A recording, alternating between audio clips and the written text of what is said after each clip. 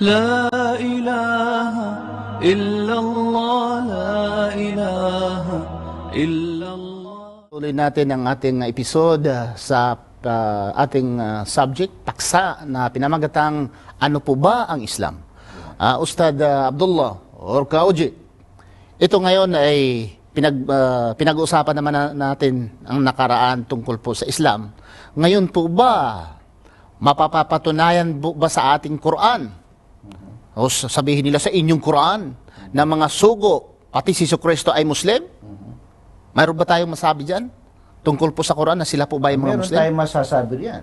Sapagkat ang Quran mismo ang nagpapatotoo dito sa chapter 5, verse 111. Nga mayroon palang nagsabi na mismo Na ang mga disipulo disipulo ni Kristo mismo, ay mga sila Muslim. ay mga Muslim. Nabanggit na natin kanina nga si Kristo mismo Muslim. Yeah. Di ba? At yung sila ni Abraham, sila ni Isaac, sila ni Ismail, Muslim. Nabanggit na natin kanina. Nabanggit na natin Ayon yun. sa Suratul Imran, chapter 3, verse 84. At sinabi naman natin kanina, nabanggit din natin na ang Quran, ang Allah mismo nagsabi sa Quran chapter 3, verse 85, nga ang relihiyon niya ay Islam.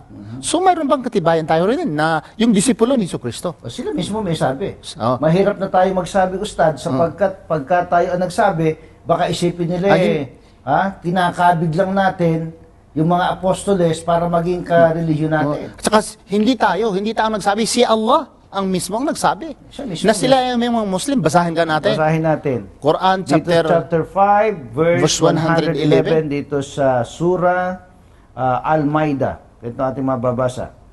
And when I, Allah, revealed to Al-Hawariyun, the disciples of Isa, Jesus, to believe in me and my messenger, they said, we believe and bear witness that we are Muslims. Muslim. Ang mga disipulo ni Kristo ay Muslim. Sila mismo may Ang sabi. tanong naman natin dyan, kaya, si Kristo kaya, mapapatunayan natin sa kanilang Biblia na si Kristo ay Muslim? Mapapatunayan. Isa nga papapatunayan mo nga natin kakute or kauji kung si Kristo ba mismo ay Muslim ayon sa kanilang Biblia. Dahil kung babasahin natin, or nabasa na natin kanina. Nabasa na natin. Pero sabihin nila, Quran yun eh.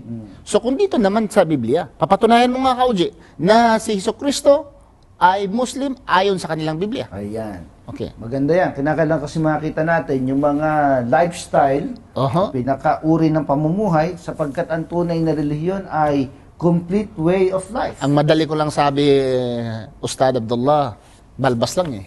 Balbas pa lang. Si Kristo sa balbas pa lang, Muslim na eh. Wala kang makita ngayon nga pare. Yung kapatid ko lang wala palang pastor nga sa Badista, mahaba ang balbas. Pero bihirang Kristiyano na pastor o reverend, pare, na mahaba ang balbas. Kung sinusunod nila si Kristo, tingnan mo si Kristo mahabang balbas. Ikaw, parang si Kristo na rin ang balbas mo. Anong katunayan dyan sa Biblia? Anong prueba mo nga si Kristo ay Muslim? Kaya unang-una muna natin alamin yung pinakatatak ng pagiging Muslim. Sige, sige nga. Na yan ay mula sa kanyang ninuno na si Prophet Abraham alayhisalam. Sige. Basahin natin sa Genesis 17:9-13. Dito nagsimula yun eh. Nga, yung mga tanda bilang Muslim ng pagiging Muslim. Sapagkat sa kanya ibinigay scriptures na kung tawagin natin ay suhuf. Bago dyan, Ustad Abdullah, alam ko sa fraternity may mga tatak. Yan, tama. Ano ba yung tatak? May sunog ka sa sigarilyo isa? Mga ano yun, apo? apo ba? Ayaw ko, Isa ba o apo. tatlo? Basta mayroong tatlo, mayroon ding may tatlo isa. Di Ang iba naman may taktak sa likod. Meron sa, May organization silang tatak. dito sa ganito. Ang mga Hindu rin, may tatak sila dito eh. Kung virgin, Ustad, yung babae, mayroong tatak dito. Kung balo, Pagka pula, virgin, gano'n ba yan? aywan ko, basta may tatak sila dito. Virgin, mayroong tatak sa dito. Ito naman, pag may asawa, may tatak. Balo, may tatak. May mga tanda. Tanda. Bilang Muslim kaya, ano Tanda. kaya ang tatak? Ito, tanda ng pagiging Muslim. Tanda ng pagiging Muslim. At ang nagbigay mismo nito, kung ito yung relihiyon ni Allah subhanahu wa ta'ala, siya mismo nagbigay ng tatak. Ito ay hindi ito Quran. Ito ay Biblia. Gusto mo Tingnan natin ang taktak sa mga Muslim. tatak sa mga Muslim. Okay. Ito ang tatak ng pagiging Muslim. Ibig sabihin na ay mga tao na ganap na sumusunod sa kalooban ng Diyos na si Allah subhanahu wa ta'ala. Basahin natin sa Genesis 17:9 hanggang 13. At sinabi pa ng Diyos kay Abraham at tungkol sa iyo, iingatan mo ang aking tipan, iingatan mo at ang iyong binhi pagkamatay mo sa buong kalahian nila. Ito ang aking tipan na inyong iingatan sa akin at sa inyo, at ng iyong binhi pagkamatay mo. tutuliin ang bawat lalaki sa inyo, at kayo tutuliin sa laman ng inyong balat ng masama, at itong magiging tanda ng aking tipan sa inyo. At ang may 8 araw ay tutuliin sa inyo ang bawat lalaki sa buong kalahian ninyo, ang ipinanganak sa bahay o ang binili ng salapi sa sinumang taga-ibang lupa na hindi sa iyong lahi. Ang ipinanganak sa bahay at ang binili ng iyong salapi ay dapat tuliin. At ang aking tipan ay isa sa iyong laman na pinakatipang walang hanggan. Walang hanggan. Everlasting. Ibig Bagay, sabihin, everlasting. ang mundo ay mundo. Ay Tuloy nanatili. ang tanda na ito. Matindi. At may connection ba ito tungkol kay Hesus Kristo? Konektado. Konektado? Stan. Oo, Bakit? konektado. Bakit mayroon bang Sapagkat- katibayan din nga si Hesus Kristo ay talagang may tanda, na ang tanda ay pagpatuli? Mayroon ba din si Hesus Ay, Kristo? magugulat yung ating mga televiewers. Sige nga, pagka binasa basahin nga natin, basahin. Mapakinggan mo dito. Okay. Naku, ako Ano ka? medyo excited akong basahin. Nanggigigil ka. Sapagkat nung tayo mga pastor pa, ikaw evangelist ng Seventh-day Adventist, Hindi yan na sinasabi. ituro ito Hindi yan Kahit nung sinasabi. naging pastor ako ng Iglesia ni Cristo, wala kami naging leksyon na ganito So basahin mo muna kay Hesus Basahin Kristo. natin sa Lucas 2:21. Na si Hesus Ganitong Kristo may ating tatak. babasahin. Ito. Sige, bakibasa nga. At nang makaraan ng 8 araw, upang tuliin siya, ay tinawag na Jesus ang kanyang pangalan na siyang itinawag ng anghel bago siya ipinaglihi sa tiyan. Matindi. Matindi pala. Na si Hesus Kristo ay tuli rin.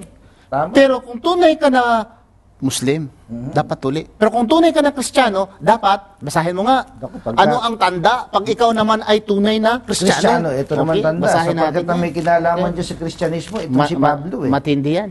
Basahin natin, Basahin pagka natin. Kristiyano. Dito naman sa Galacia 5:1-2. Sa kalayaan ay pinalaya tayo ni Kristo, magsitibay nga kayo at huwag na kayong pasakop na muli sa pamatok ng pagkaalipin. Narito akong si Pablo ay nagsasabi sa inyo na kung inyong tinatanggap ang pagtutuli, ay wala kayong mapapakinabang na anuman kay Kristo. Grabe.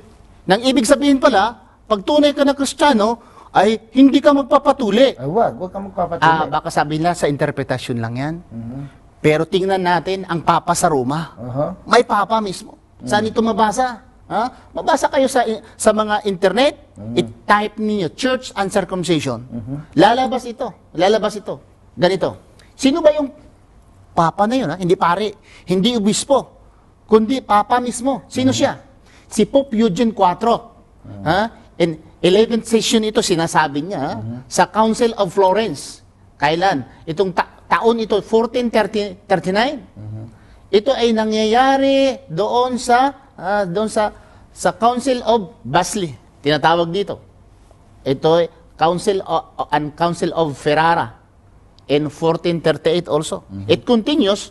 Ang pinaka-importante lang dito, ang ikokot ko dito, kapatid, nandito. I will quote direct. Marami itong paragraphing, pero sige. yun lang sa subject tungkol po sa tuli. Yeah, sa circumcision. Therefore, I quote, therefore, it strictly orders all who glory in the name of Christian not to practice circumcision either before and after the baptism. Unquote. Sinong nagsabi? Sino daw nag-aangkin na sila yung mga Kristiyano sa pangalan ng Christianity? Not to practice, hindi sa pag-practice. Anong practice sa Tagalog? Huwag isabuhay. Huwag isabuhay ang pagtutuli. Parang iglesia na rin magsalita, no? Ang pagtutuli. Either before and after the baptism. Sino ang nagsabi? Pope Eugene IV.